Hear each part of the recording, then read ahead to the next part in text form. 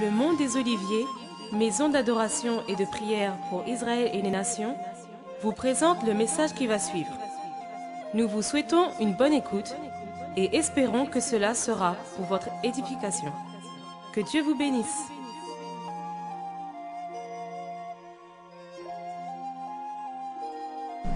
Alléluia. Amen. Est-ce que tu peux acclamer très fort pour le Seigneur? Amen. Nous sommes dans 1 Jean au chapitre 1er à partir du verset 48. Chacun peut prendre sa Bible s'il vous plaît et nous allons nous lever pour lire la parole de Dieu. Ok, chacun de nous a sa Bible et nous allons lire cette phrase du chapitre 48 ensemble. C'est juste cette phrase et j'aimerais que nous le lisons avec force et vivacité. Il y a la vie au milieu de nous. Amen. Et utilisons cette vie-là pour lire les Écritures, la parole dite par Dieu. Ensemble, 1, 2 et 3. D'où me connais-tu? Lui dit Nathanaël. Une fois de plus. D'où me connais-tu? Lui dit Nathanaël. Une fois de plus. D'où me connais-tu? Lui dit Nathanaël. Maintenant, tu vas remplacer le nom Nathanaël, tu vas mettre ton nom. Nous allons le lire 3 fois. 1, 2 et 3. D'où me connais-tu? Lui dit Aristide. D'où me connais-tu? Lui dit Aristide. D'où me connais-tu? Lui dit Aristide. Pour nous asseoir. D'où me connais-tu? Lui dit Aristide. Parce que c'est Aristide qui est maintenant d'actualité. Alors c'est moi qui pose cette question à Jésus aujourd'hui.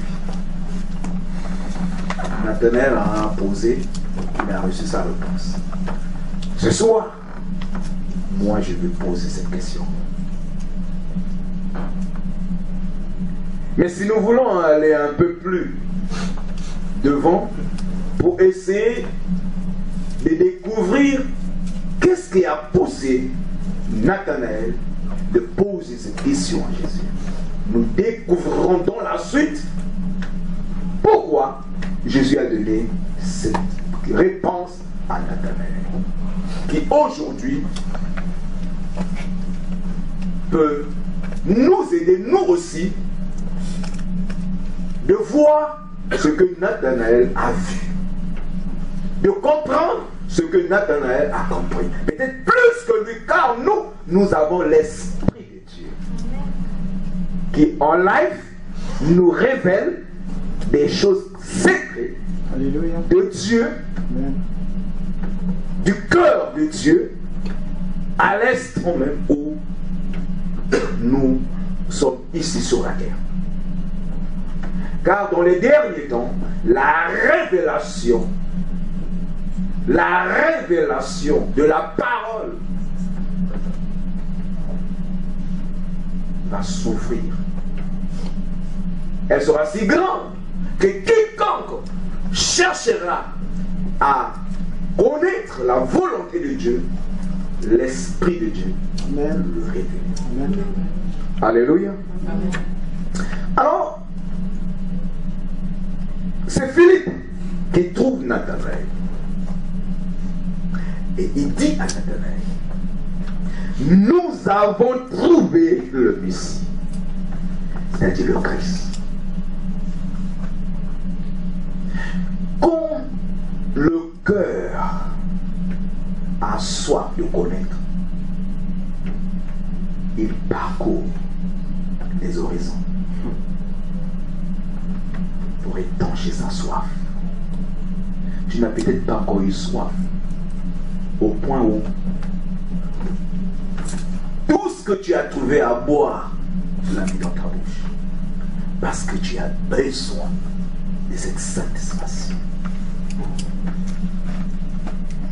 Nous avons trouvé le Messie. Donc, ça montre que quelque part, ils étaient à la recherche de celui qui pouvait étancher leur soif. Ils ont certainement vu, entendu côtoyé, mais ils n'ont pas été satisfaits. Maintenant, Philippe avait compris qu'il était sur le bon chemin, qu'il avait vraiment rencontré le Messie. Nous avons trouvé le Messie. Celui que Moïse a décrit dans la loi et dont les prophètes ont parlé. Jésus de Nazareth, le fils de Joseph. Où ces hommes cherchaient la vérité dans les Écritures, dans la loi et dans les paroles des prophètes. En côtoyant, en lisant, en méditant, ils se sont rendus compte que les prophètes, Moïse dans la loi, les prophètes ont parlé de ce Messie, mais ils ne connaissaient pas ce Messie. Ils l'ont certainement point rencontré. Parce qu'ils n'ont pas pu trouver réponse à ce qu'ils voulaient. Mais lorsque ce dernier s'est révélé à eux, ils ont compris que ce qu'ils avaient lu autrefois était vérité.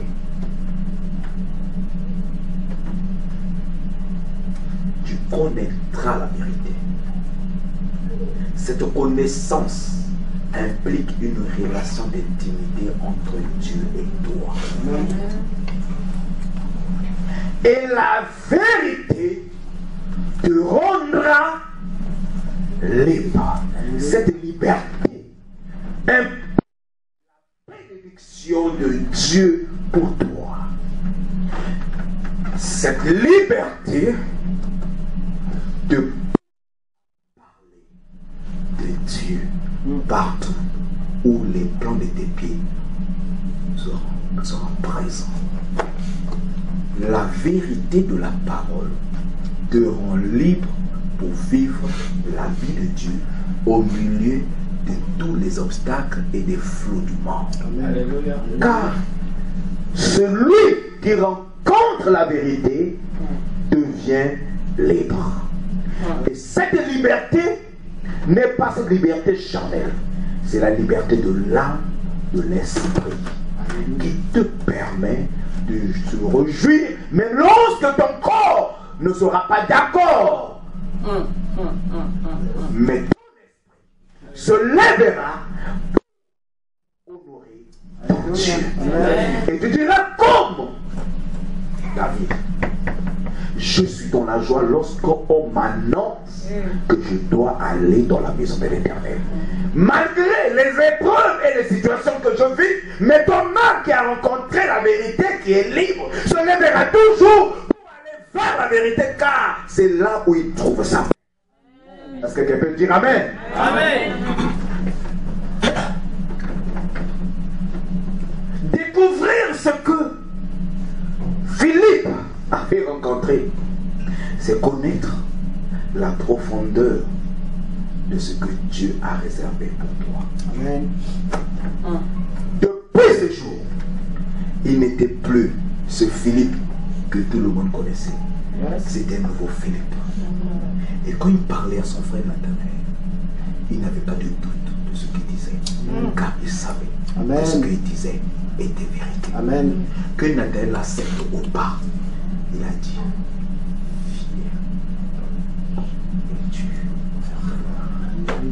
est-ce que tu peux dire Amen? Amen.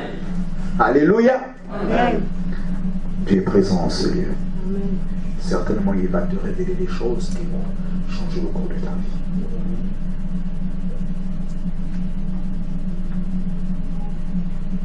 Dis Amen. Amen. Nathanaël lui dit: sortir. Dis avec moi: sortir. Sortir. Dans d'autres versions, il dit venir. Mais j'aime bien ce mot utilisé dans cette version-là. Sortir. Quelque chose qui sort est une chose qui était au préalable cachée. Amen. quelque chose qui vient,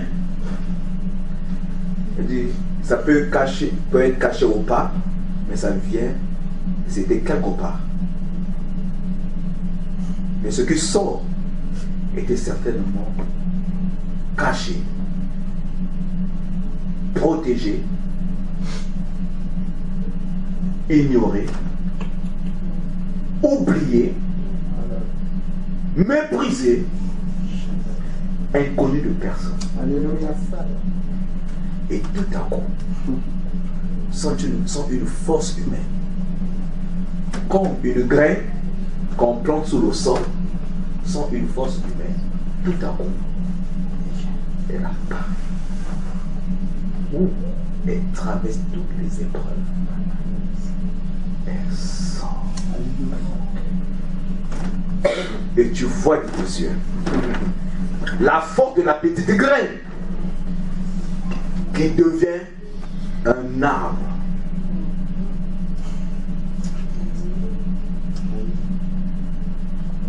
Et si tu ne fais pas attention, il va te déraciner. Est-ce que quelqu'un m'entend ce soir? Amen. Amen. Parce que désormais, il connaît sa vérité. Amen. Amen. Il connaît qui il est, d'où vient sa force et qui lui a fait apparaître.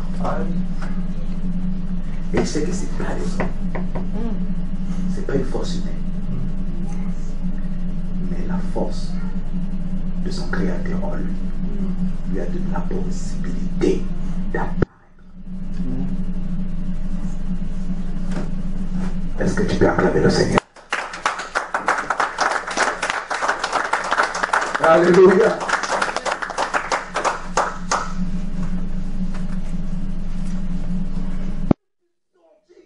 Quelque chose de bon. Wow. Lorsque nous lisons dans le livre de Daniel au chapitre 11, 32, je crois, ou c'est 32, 11, mais je crois que c'est 11, 32, ceux du peuple.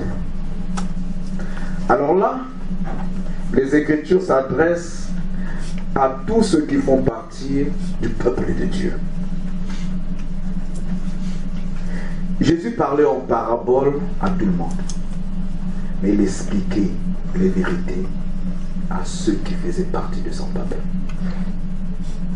Il dit aux disciples, à eux, je ne lui parlais pas parabole, mais à vous, je veux parler dans la vérité. Alors, ceux du peuple, qui fait partie du peuple ce soir? Je dis, qui fait partie du peuple ce soir? Et qui fait partie du peuple de Dieu ce soir? Amen. Oh, il y en a 2 ou 3. 4. Il y en a 4. Je dis, qui fait partie du peuple de Dieu ce soir? Amen. Alléluia. Amen. Il dit, ceux du peuple qui auront la connaissance, pas n'importe quelle connaissance. Vous pouvez avoir la connaissance de votre pays, vous pouvez avoir la connaissance de votre président, vous pouvez avoir la connaissance de votre père, de votre mère, vous pouvez avoir la connaissance de tout ce qui est terrestre. Ces connaissances ne peuvent rien vous apporter si ce n'est que des choses terrestres. Amen. Mais cette connaissance que David et Daniel est au-delà de toute connaissance. Alléluia. Je prends un exemple simple. Je peux avoir mal dans mon corps. Chez mon médecin, je t'explique. J'ai mal dans le ventre, j'ai mal ceci. Et tu vas commencer à regarder, utiliser tes appareils. Il n'y a que moi qui connais vraiment la vraie partie qui me fait mal. Je peux t'expliquer avec tous les mots, mais je ne pourrai jamais t'expliquer réellement la place qui me fait véritablement mal. Mais pourtant, avec mes yeux spirituels, je vois véritablement cette place. Je connais cette place. Pourquoi? Parce que ce mal vient de moi. Parce que ce mal est en moi. D'où la connaissance de ce peuple et cette connaissance connaissance qui vit avec vous. Cette connaissance qui est au fond de votre être que personne ne peut comprendre si ce n'est que celui qui a placé cette connaissance en vous. Amen. Ça part de l'intérieur vers l'extérieur. Et c'est cette connaissance-là qui rend libre les captifs. Amen. Qui te lève pour dire Jésus est bon. Amen. Pas parce que tu as entendu quelqu'un prêcher que Jésus est bon, mais parce que au fond de toi, tu étais convaincu par cette connaissance de ton Créateur qu'il est bon. Si tu te lèves le matin, le soir, à midi, très tard, tu fléchis tes genoux, tu lèves tes mains, tu l'adores, non parce que tu as vu quelqu'un le faire. Au fond de toi, cette connaissance te dit, il est là. Alléluia. Tu lui appartiens. C'est pour cela Daniel dit, ceux du peuple qui auront la connaissance de leur Dieu, ceux-là, on ne va pas les obliger de faire des choses. Ils feront des choses sans qu'on leur dise. Avant même qu'on ouvre notre bouche, ils sont déjà en action. Est-ce que quelqu'un m'entend ce soir? Avant que nous ouvrons nos bouches, ils seront déjà en action. Avant que Dieu parle, ils ont déjà mis en action ce que Dieu veut dire. Amen. Ceux-là connaissent qui est leur Dieu.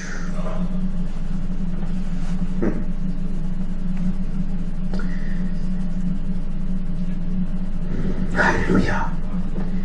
Philippe lui dit, viens et vois. Jésus vit Nathanaël s'approcher de lui et lui dit, voici vraiment un Israélite en qui il n'y a pas. Ah. Attends. D'où me connais-tu?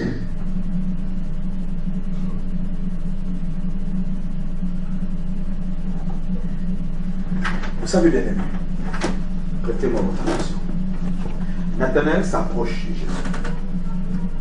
Jésus le voit. Il ne voit pas Nathanaël comme tout le monde le voit. Mais il voit ce que personne ne voit. Alléluia. Amen. Il voit ce que personne ne voit. Si ce n'est que lui et Nathanaël. Est-ce qu'il y a quelqu'un de suit maintenant? Amen. Ma soeur, viens s'il te plaît. Tu vois, je fais Jésus, elle fait Nathanaël, elle s'avance. Vous la voyez, comment elle est habillée? Elle a une veste noire, des bottes noires, un pantalon blanc, n'est-ce pas? Et elle est très belle, n'est-ce pas? C'est comme ça que vous la voyez. Je fais Jésus, mais quand je vous la vois arriver, en fait, mon regard ne se focalise pas sur tout ce que vous voyez. Alléluia. Je vois autre chose. Alors j'ai tellement envie de l'utiliser au point où je ne peux pas me résister de déclarer ce que je vois. Est-ce que tu peux acclamer? Jésus avait tellement envie de transformer Nathanaël parce qu'il avait vu ce que personne ne voyait en Nathanaël. Il dit, voici un Israélite. Alléluia. J'aime Jésus parce qu'il va au-delà de ce que les hommes peuvent voir. Amen. Amen. Vous savez, l'apparence n'effraie pas Dieu. Je dis l'apparence n'effraie pas Dieu. Il peut y avoir une grande foule qui vous suit. Il peut y avoir une petite foule qui vous suit. Vous pouvez avoir tous les honneurs du monde. Vous pouvez ne pas avoir les honneurs du monde. C'est parce qu'il compte pour Dieu. C'est ce que lui il a vu. Qui est important et intéressant pour lui. Afin de vous dire, viens. Oh, suis-moi. Vous pouvez avoir deux, hein? Vous venez, mais il vous regarde. Après il dit, viens. Ah, suis-moi. Pourquoi? Parce que le regard de Dieu regarde le trésor qui est au fond de vous, qui doit être utilisé. Voilà ce que Jésus avait vu dans Nathanaël. Il a vu ce que personne n'avait vu. Même Philippe n'avait pas vu cela. Philippe est allé vers Nathanaël. Il a présenté l'évangile à Nathanaël. Il a pris Nathanaël comme son frère parce qu'il voulait à tout prix qu'il vienne aussi voir. Mais Philippe n'avait pas assez vu. Car Nathanaël, en venant auprès de Dieu, Dieu a ouvert ses yeux afin qu'il puisse connaître ce qu'il devait connaître. D'où me connais-tu? Personne ne me connaît comme tu me connais. D'où me connais-tu? Comment as-tu su que c'est ce que je pense? Aucune pensée cachée devant le Seigneur. Tout est envoyé devant lui. Et quand Dieu pointe son doigt sur ta personne, tu ne peux pas y échapper. Alléluia. Amen. Est-ce que quelqu'un est avec moi ce soir? Amen. Et Jésus répondit, avant que Philippe puisse te voir, moi je t'ai vu quand tu étais sous le figuier. J'ai lu ce texte et dit, attends, Nathanaël était sur un figuier. Et Philippe ne savait même pas que Nathanaël était sur un figuier. Et quand Philippe a rencontré Jésus, au départ, il n'avait pas l'intention d'annoncer à Nathanaël. Mais Jésus avait déjà vu Nathanaël sous le figuier et il s'attendait à ce qu'il arrive devant lui.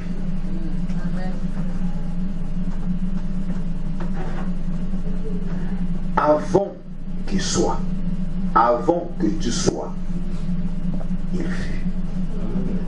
Alléluia. Amen.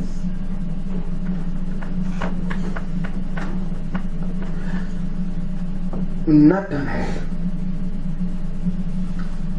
a eu la connaissance de ce que Jésus a déclaré. Parce que Nathanaël est sorti de Jésus. Jésus a connu ce qui était dans Nathanaël parce qu'il se connaissait lui-même. Car connaître Nathanaël, c'est se connaître lui-même. Parce que Nathanaël faisait partir de lui. Nathanaël était un avec Jésus. Parce que Nathanaël était sorti de Jésus. Alors c'était impossible que Jésus ne puisse pas connaître Nathanaël. Parce que Nathanaël était le reflet de la gloire de sa propre personne. Alors, en connaissant sa personne, immédiatement, sa gloire ne peut pas se l'échapper. Est-ce que tu peux dire Amen? Amen. Par là, je veux simplement te dire que tes soucis ce soir doivent s'arrêter. Il te connaît car tu es le reflet de sa gloire. Alléluia. Tu es le reflet de sa gloire. Et comme tu es le reflet de sa gloire, là où tu es, il est là. Amen. Rien de ce que tu peux ressentir que lui, là où il est, ne peut pas ressentir. Amen. Tu bouges ton bras, c'est le bras de Jésus que tu bouges. Tu bouges ton pied, c'est le pied de Jésus que tu bouges. Tu bouges ton corps, c'est le corps de Jésus que tu bouges. Parce que tu es sorti de Jésus et Jésus est un avec toi. Et Dieu le reflet de sa propre gloire. Alléluia. Alors, bien-aimé, je rentre maintenant dans le vif du sujet de ce soir. Pour te dire que c'était impossible que Jésus ne puisse point connaître Nathanaël. Et s'il a fait cela, et s'il connaît Nathanaël ainsi, c'est qu'il te connaît aussi. Amen. Trouve la réponse à ta question. Alléluia. D'où le connais-tu? Car il te connaît. Parce que avant que tu sois, il vit. Il ne t'a pas connu lorsqu'il t'a créé dans le sein de ta mère. Au fait, avant que les saints existent, il te connaissait déjà. Alléluia. Il t'a toujours connu. Est-ce que quelqu'un m'entend maintenant? Amen. Il t'a toujours connu. Alléluia. Amen. C'est différent de la connaissance des hommes. Jésus ne te connaît pas hier. ou quand tu l'as reçu comme Seigneur et Sauveur, ou cela dure d'avant-hier, ou d'après-avant-hier, ou d'une semaine, ou d'un mois, ou de 20 ans, ou de 30 ans, je te dis, il t'a toujours connu. Amen. Je dis, il t'a toujours connu. Parce que tu es lui. Alors là, je ne sais pas si tu as compris. Je dis parce que tu es lui. Là maintenant tu as compris. Amen. Mais ma femme, je l'ai connue le jour où je l'ai regardé, là où il travaillait. J'ai demandé sa main.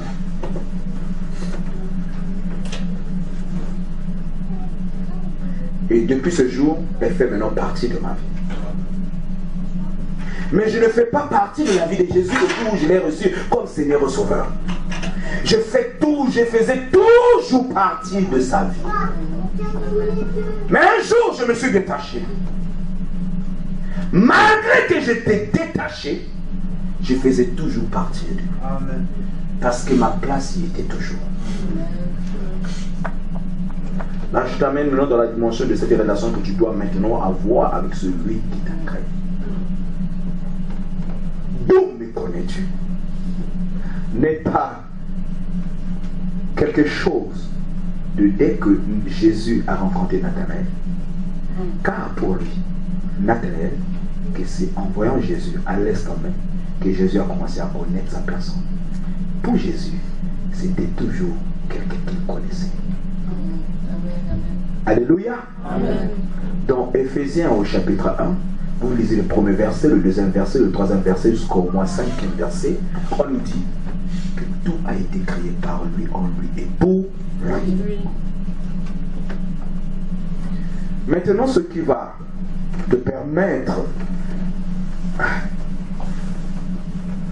à ne pas ramer dans tout ce que tu veux faire, c'est cette connaissance. Amen. Que tu dois savoir de celui qui t'a toujours connu. Et quand cette vérité va fleurir, dis avec moi fleurir. Je ne dis pas entrer, fleurir. Quelque chose peut entrer et mourir. Mais si ça entre et ça commence à fleurir, alors quelque chose va se passer. Parce que ça continue son processus, ça va pousser des fleurs, ensuite on verra le fruit. Ce fruit sera mangé par quelqu'un qui sera certainement transformé et qui deviendra encore, il deviendra aussi un producteur. Amen. Et ce sera une chaîne qui ne va jamais s'arrêter. Disciple après disciple, disciple après disciple, égale population. Et c'est comme ça qu'on peut peupler le royaume de notre Père. J'aime bien comme l'ancien dit, Dieu, Papa Dieu. Alléluia. Il dit Papa Dieu. Ça montre l'appartenance de celui qui l'adore, bien qu'il est le Dieu tout-puissant. Mais il n'oublie pas que c'est son papa. Malgré la position qu'il occupe, et ça fait partie de la connaissance que vous avez de vous-même, parce que vous êtes Dieu. Les Écritures disent, est-ce que la loi ne dit pas que vous êtes Dieu? Alors ça ne voulait pas exalter l'homme, ça voulait juste rappeler à l'homme qui il est, d'où il vient et de qui il est sorti. Lorsqu'on dit aux gens ainsi, oh, ne dis pas ça blasphème, c'est que tu ne sais pas qui tu es et d'où tu sors. C'est pour cela, aujourd'hui, des gens manquent de sagesse et de connaissance, se sont mis à imaginer des choses. L'homme est sorti, je ne sais pas, il était comme ça, après il est devenu serpengé, après évolution, voilà, ça c'est la philosophie. J'entendais quelqu'un dire, quand un philosophe a mal à la dent, il court vers un dentiste. n'est-ce pas? Parce que sa philosophie ne peut pas le guérir. Il a besoin d'être dentiste. Et toi, quand tu as mal à l'âme, tu cours où? Et pourquoi tu cours là-bas? Parce qu'il n'y a quelqu'un qui peut te donner la solution.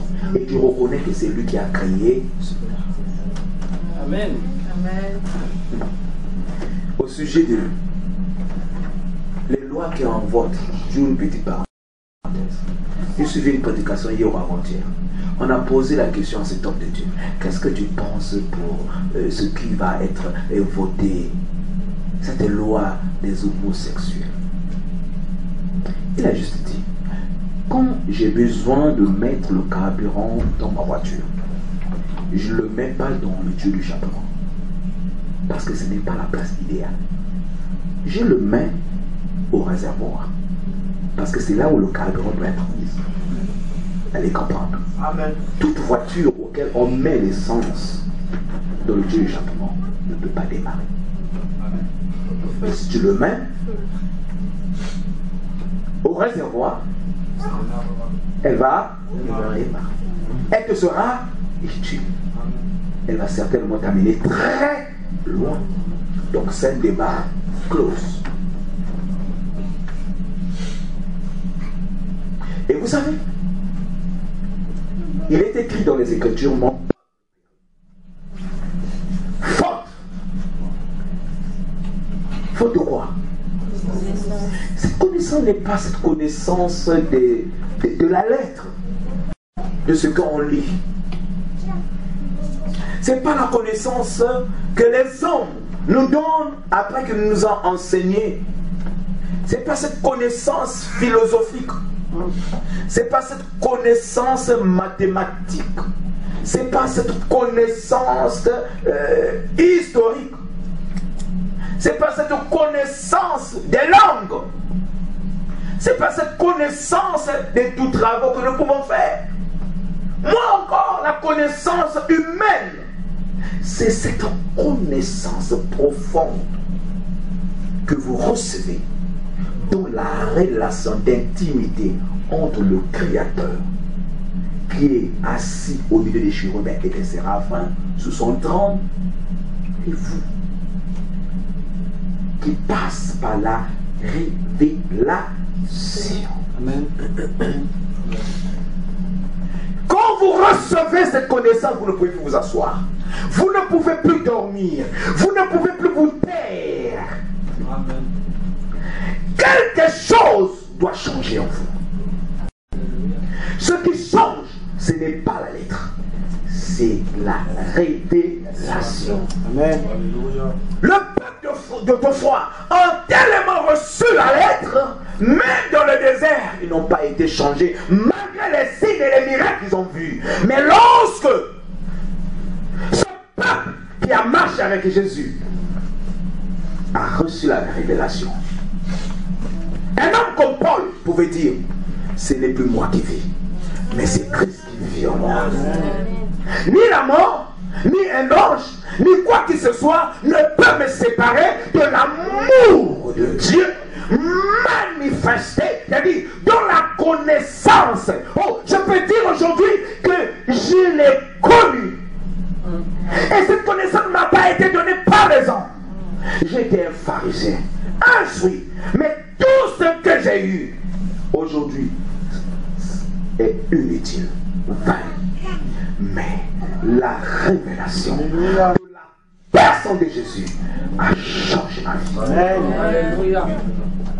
Et je prie ce soir que cette connaissance vous soit accordée afin que ce lieu devienne pour vous le siège de transformation. Alléluia. Là où vous allez, qui est toujours transformation. Que vous ne voyez plus comme tout le monde. Alléluia. Que vous voyez comme Dieu. Amen. Et pour voir comme Dieu, vous devriez avoir l'œil de Dieu. Et pour avoir l'œil de Dieu, vous devez accepter la révélation du Saint-Esprit. Alléluia. Qui vous parle. et l'accepter malgré ce que vos yeux vous font voir. Amen. Nathanaël dit, peux-tu venir de Nazareth? Nathanaël ne voyait que ce que les gens voyaient dans Nazareth. Nazareth était une ville auquel personne ne pouvait aller s'aventurer parce qu'il n'y avait rien. Oh, et vous savez, quand vous voyez comme tout le monde, vous recevrez les résultats de tout le monde. Ce qui fera que vous aurez le langage de tout le monde. Même lorsque Dieu va opérer un miracle dans votre vie, pour vous, ça sera toujours une surprise.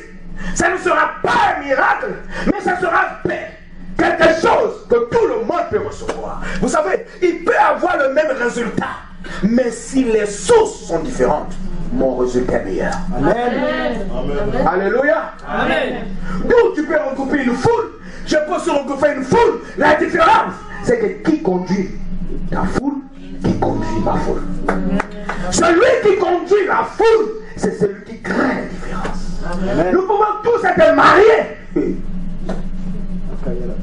mais celui qui est à l'origine de ton mariage créera la différence. Nous pouvons tous avoir des enfants.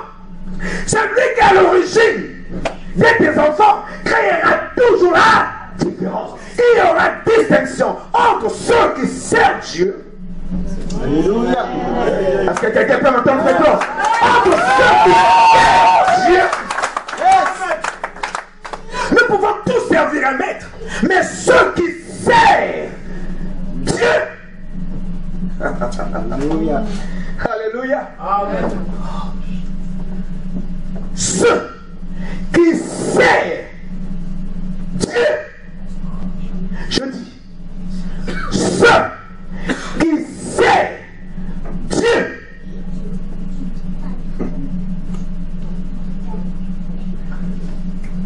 Verront les oracles de Dieu.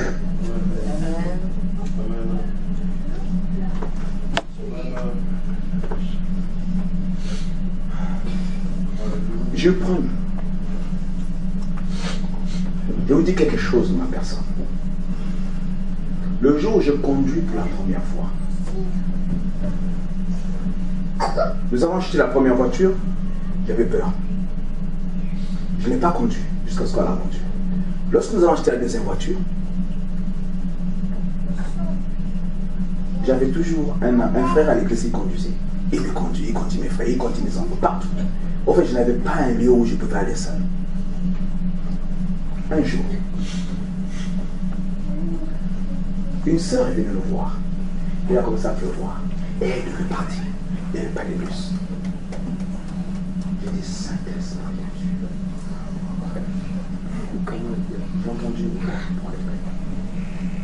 J'ai pris les clés. Je lui ai dit, viens. Elle n'avait jamais su que je n'avais jamais conduit. Je me suis installé au volant. J'ai démarré la voiture. J'ai passé la porte. Oh, elle est montée comme si... vous savez, quelqu'un a une voiture, c'est qu'elle conduit. Je ne connais pas tout. Donc, pour elle s'est assise, elle avait le point. Elle menait la discussion. Je n'étais pas dans cette discussion. Je me posais la question de savoir, est-ce que je reviendrai avec cette voiture? Je me suis déjà engagé, alors ça ne sert même plus à dire que je ne connais pas conduire. Pour elle, alors qu'est-ce qu'il faut faire? Il doit conduire dans sa foi. Amen. Je conduis. J'ai mis la première. J'ai enlevé doucement mon pied sur l'embrayage. Pendant que je le mettais doucement sur l'accélérateur, et la voiture est partie. Je suis sorti de chez moi. J'ai pris le premier carrefour, le deuxième carrefour, je suis allé de la voie boudonnée, et jusque je l'ai conduit là où elle partait. Au fur et à mesure que j'avançais, je me suis rendu compte que je peux passer. J'étais en deuxième, je peux mettre la troisième. J'ai mis la troisième, après je peux mettre la quatrième.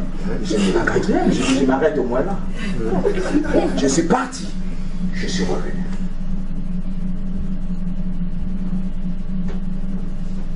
Quand je suis sorti de la voiture, vous savez, C'est comme si je connaissais toujours conduire.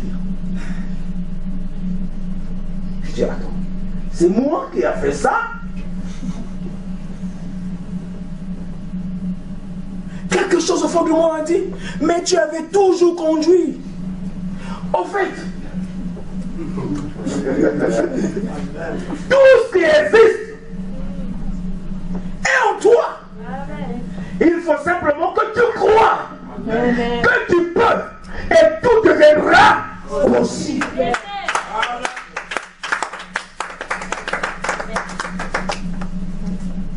Alors, j'ai conduit, et puis je suis allé à l'auto-école. J'ai fait l'auto-école, j'ai eu mon permis, et je continue à conduire. Et comme mon frère vient, je fais comme si je ne conduis pas, je lui donne la voiture. Il conduit jusqu'à la fin, quand il finit son séjour, et il rentre et je reprends. Et c'est la même chose que je fais avec le passé conduit, conduit bien. Et moi, je vais simplement vous dire qu'elle est là, cette connaissance.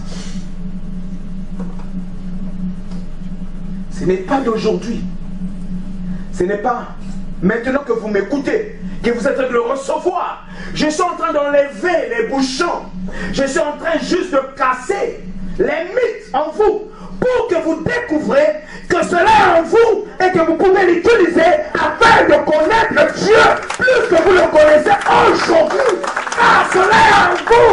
Elle existe en vous. Elle est en vous. Elle était toujours en vous. Car elle ne vous a jamais abandonné. Amen. Amen. Elle ne vous a jamais abandonné. Satan vous a menti. Que c'est maintenant que vous devez comprendre. C'est maintenant que vous devez apprendre. C'est maintenant que tout doit commencer. Mais je vous dis, bien-aimés, tout a été déjà accompli. Tout était déjà revenu parfaitement parfait comme au commencement. Cette pleine connaissance est en vous. Jésus n'a pas répondu. Est-ce que vous savez, quand vous lisez les Écritures, Jésus n'a pas répondu à la question qu'elle avait posée. Parce que Jésus savait que la connaissance était en lui. Il fallait juste l'aider à découvrir qui il était. Pour qu'il marche à sa suite. Car Satan est un menteur. Tout ce que vous cherchez est déjà en vous. Amen. Je dis tout ce que vous cherchez est déjà en vous. Amen. Découvrez qui vous êtes à travers votre Créateur, la source de votre personne. Quelque chose changera en vous. Je dis quelque chose changera en vous. Quelque chose changera en vous. Vous savez, il est si facile de croire en ce que Satan dit. Simplement parce que nous l'avons tellement côtoyé. Est-ce que quelqu'un m'entend ce soir? Vous l'avez tellement côtoyé. Avant de côtoyer une personne, vous finirez à croire que tout ce qu'il dit est vrai.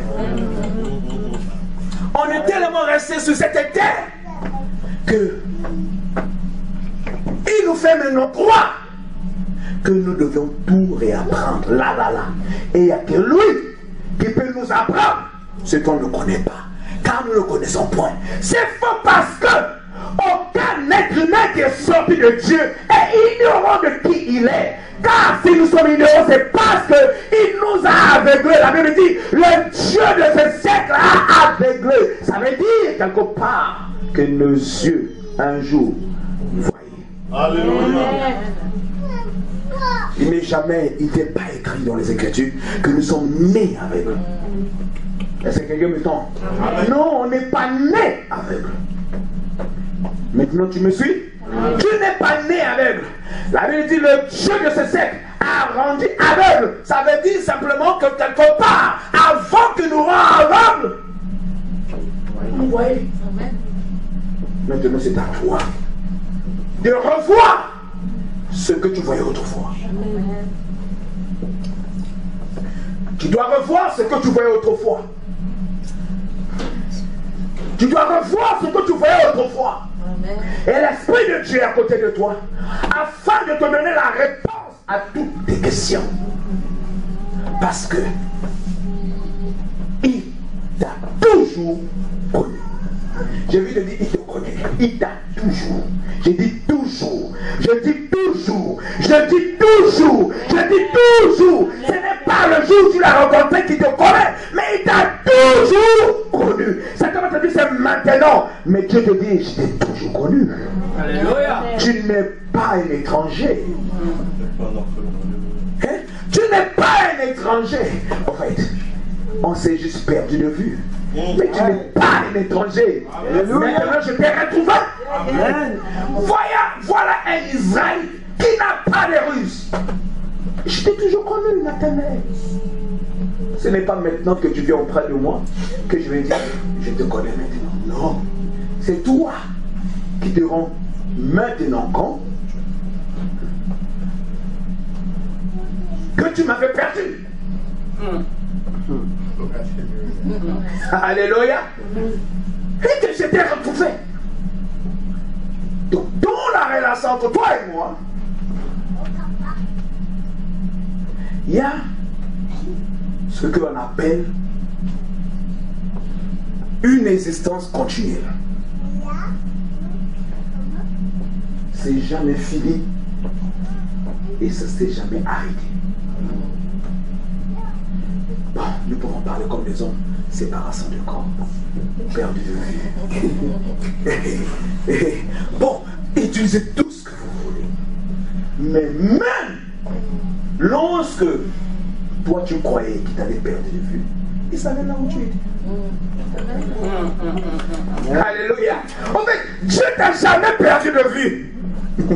Il n'y a aucune place sur cette terre où un être humain peut se cacher. Même Satan n'a pas de place où il peut se cacher sur cette terre. Pour Dieu, tout est à Dieu. La nuit devient lumière. Lumière devient éclat. Alors, quand tu dis, hey, Père, j'étais perdu, je savais là où tu étais. Je voulais juste que tu saches que là où tu es, ce n'est pas ta place.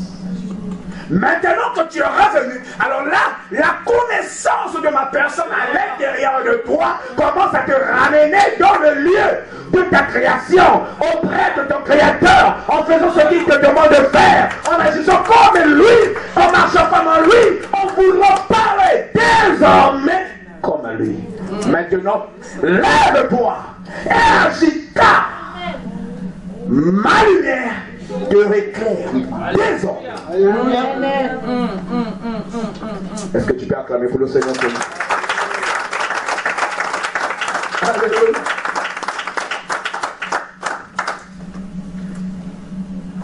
Nous avons fait qu'introduire ce soir. Je n'ai même pas abordé le sujet. Je n'ai fait qu'introduire. Pour nous faire comprendre ces choses, nous devrons nous devions prêter notre attention à Dieu. Vous savez, l'Esprit de Dieu dans ces derniers temps veut reposer sur les chapeaux. Tout dépend de la disponibilité que tu peux offrir à ton Dieu. Un jour, je vous ai parlé ici du temps. Et Dieu marche dans le temps. Vous voyez, ces petits enfants qui sont avec nous, ils vont venir ici et un parmi eux peut uriner là. Ça va choquer personne. Nous avons vu que les suies ne vont pas changer. C'est son âge. Mais si je m'aimais là, je suis sûr que les gens vont se lever et dire ça ne va pas. Pourquoi? Parce que ce n'est plus de mon âge. Amen. Amen. C'est vous comprenez? Ce n'est plus de mon âge. D'où il y a un temps où on est nul aveuglé dans le nuage brouillard. Dans le brouillard. Et donc on doit décider de sortir du brouillard. Amen. Même si le brouillard persiste, tu dois apprendre à dire non. Ce n'est plus le temps ni le moment. Alléluia. Maintenant les choses doivent changer. Amen. Le brouillard va dire, oh ben, on s'est déjà habitué. Tu te plais plus. Et je me suis pris hier parce que je ne comprenais absolument rien. Maintenant, ça me plaît plus. Amen. Amen. Parce que même mon Dieu n'acceptera plus que ça reste ainsi. C'est pour ça le jour où il a rencontré le figuier, il a parlé au vigneron. Il dit, ça fait 3 ans. Est-ce que tu comptes bien? 3 ans que je viens. Et je ne vois rien. Je te dis, coupe. Paix pour lui que le vigneron a dit, donne-moi encore 1 année. Mais c'est sûr et certain, on ne te donnera pas 2 ans. Amen. Amen. 3 ans est suffisant. La 4e année, c'est l'intercession de tes frères et sœurs. Mais la 5e année, tu n'as pas de fouille. On va te déplacer. Alléluia. Alléluia. Donc, pour te lever de là où tu es, tu as juste besoin de prendre une décision. Amen. Amen. Si tu ne le prends pas, nous allons partir, nous allons t'enfermer ici. Et ça sera ton problème. Personne ne viendra t'ouvrir. Pourquoi? Parce que tu n'as pas pris la décision au moment où tout le monde a pris la décision de partir. Amen. Toi, tu as voulu y rester. Et maintenant, tu subis les conséquences. C'est le dimanche prochain qu'on viendra ouvrir. Et ce sera peut-être trop tard pour toi. Parce qu'il n'y aura ni à nourriture, ni quelqu'un qui viendra à ton secours. Simplement parce que tu n'as pas décidé. Je parle à quelqu'un ce soir. 3 jours est suffisant pour toi afin que tu décides. J'ai entendu quelqu'un dire, au ciel, il n'y aura pas des gens qu'on a pris par force. Il n'y aura que des volontaires. Amen. Amen. Est-ce que quelqu'un m'entend? Je dis, il n'y aura que des volontaires. Donc c'est volontairement qu'on rentrera au ciel. Personne. Lorsqu'on comptera les gens au ciel, ça ne sera que des volontaires. Amen. C'est pour cela il y aura la joie. Amen. Alléluia. Il n'y aura personne qui va dire, on va forcer de venir ici. Non. Non. On ne t'obligera point, on ne te forcera point, mais tu viendras de toi-même. Et comme tu es volontaire, alors Dieu sera aussi volontaire dans ta vie afin de faire quelque chose de meilleur et de précieux dans ta vie. Je te le dis au nom de Jésus. Car Dieu est descendu ce soir afin de te dire, tu es volontaire, je suis volontaire. Que Dieu le bénisse. Alléluia.